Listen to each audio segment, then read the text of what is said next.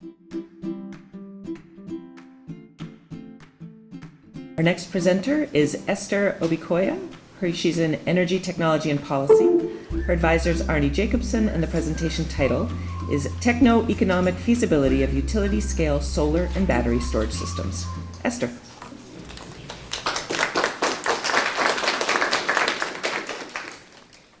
Do you mind if I stay here?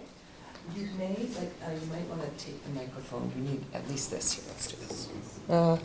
See if you can. Let's see. Yeah, stay behind the microphone. Sorry about that. Okay. Imagine bragging to your friends that your home is fully electric, just like your electric vehicle. Imagine telling your friends that you have constant power supply, regardless of blackouts or brownouts happening in our society today. Imagine telling your friends that your home is carbon compliant. You might ask yourself, why should we care? Why do we need net zero buildings in our society today? And what does it take to have a net zero building? As we might know, climate change has been a major concern because of the threat it poses to our society. Addressing climate change requires political will, public awareness, and of course, collective work. In California and in the United States today, buildings are a major source of greenhouse gas emissions.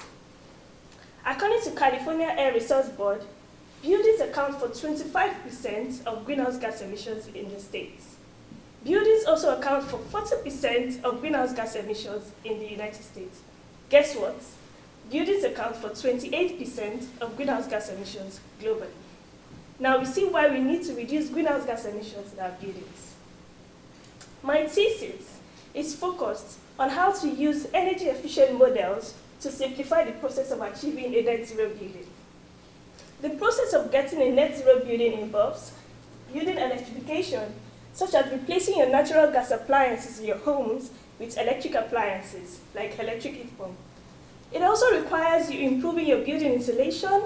It requires you using energy-efficient appliances. You also have to power your buildings with clean energy, such as solar and battery systems. However, what are the technicalities involved in this process? How much does it cost? Can an average home in California today afford to improve their building insulation?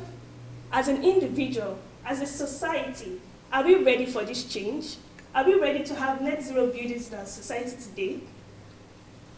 I guess not. You might not know.